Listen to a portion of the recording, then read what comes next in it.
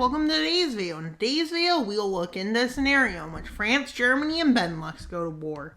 And how will this start so Benelux doesn't get eliminated immediately?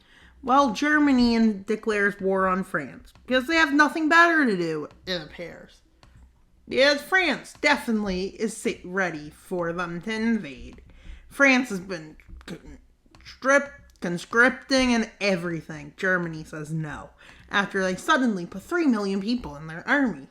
Who knew that's even possible? But here we are. And you know who else added to their military? France. But Germany, seeing that France stopped and had about 2 million troops, was like, oh, not 2 million, let's say 2.5 million, was like, oh, let's continue going to mobilize more than them. And 6 months later, look, they're at war. And with Germany moving in kind of like the Franco-Prussian War. With France under attack from Germany, France's military decides to make a counter-offensive. But at this point, Benelux is ready to join. Yep, I know Benelux is part of the video. But we had to give them, at least make them live for 10 minutes. But you know, they're allowed to live. And yeah, Benelux conscripted 1 million troops. Really? Just 1 million? Yeah. But they were trained a year. The rest of the troops were only trained 6 months, let's say.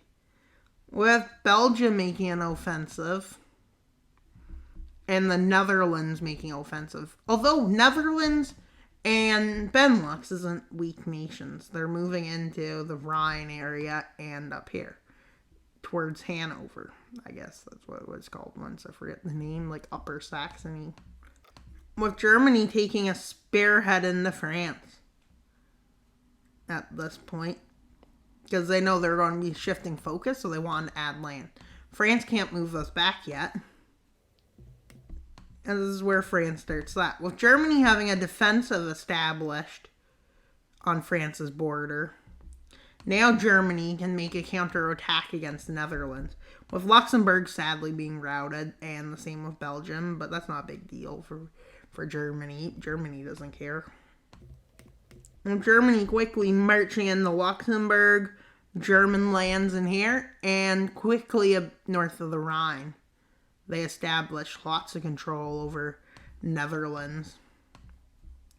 With France having to make an offensive at this point, though France is still adding troops, so is Germany.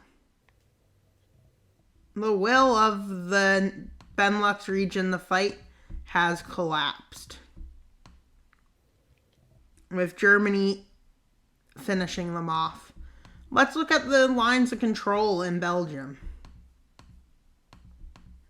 And yeah, just there. It'll be highlighted to show that this was already fully taken over. We'll still see the colors come back, as you guys know, because, well, that just makes sense. And I didn't realize we didn't color in all the colors in this area. But Germany continues its offensive, as it's trying to dominate over France. At this point, Germany and France are contesting air and naval supremacy, and they're making a fast offensive towards Paris, which goes north of Paris and then circles Paris. But France is like, no, we will not surrender, with Paris falling. Not a big deal for France. Germany, with its millions of troops, routes them out of Belgium. As, yeah, Germany has about 1 million extra troops in them, because they're at 5 million. France is at 4.1 million. Around there. With Germany continuing down the coast. And this was just versus, so I'm not going to take other nations in. I was kind of like, not really like a scenario you would add nations, like, because these were the only nations allowed to fight in it, kind of thing. Although I would say Italy would join, with Germany having basically established what Vichy France looked like, except instead they're fighting Vichy France, with them about to take out France as they take Vichy. But unfortunately, France in the south manages to get to 5 million troops, which Germany is at 5 million too, so it kind of equals the fighting field out. And then for some reason a rebellion happens in northern France with like 100,000 to 400,000 people just rising up. Eventually, the French army manages to push up the coast to here, and the rebels manage to connect with them. With France at 6 million troops, and Germany is only at 5.5 million troops. Germany quickly gets ahead of them in the number of troops, but only for a short period of time, as France takes this one as the chance to push Germany north along Switzerland's border to make it harder for them to supply this area. Germany's forces surrender, trenches are dug.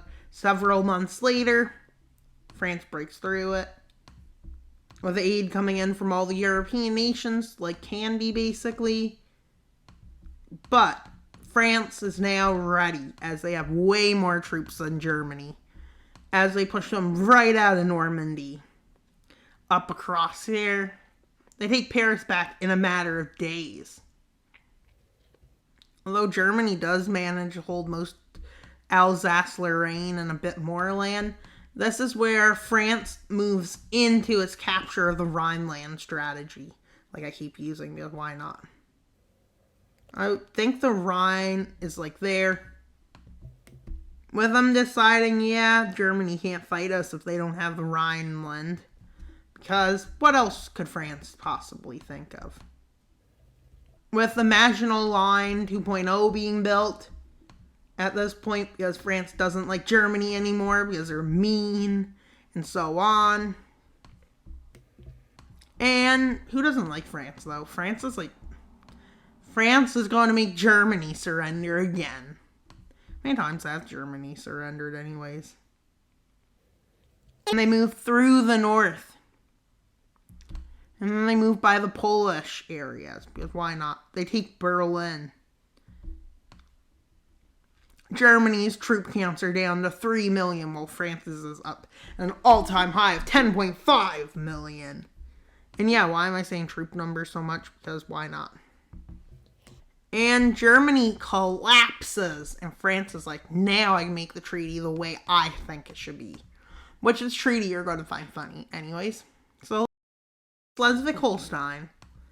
They give independence to Bavaria. They give independence to the Sorbs. And they make a puppet out of what's left of Germany and the Netherlands. They also established France's natural borders, which actually look good in my opinion. What else would they have left to do? Maybe they want Catalonia, but that's not allowed. Maybe they want French land from Switzerland, but no, you can't have that, France. But they do get a puppet over Germany. And they're making Germany pay $30 trillion in war debt over the next 10 years. Oh, wait. They're probably going to cause hyperinflation. Oh, wait. I just got a message they did. Ooh.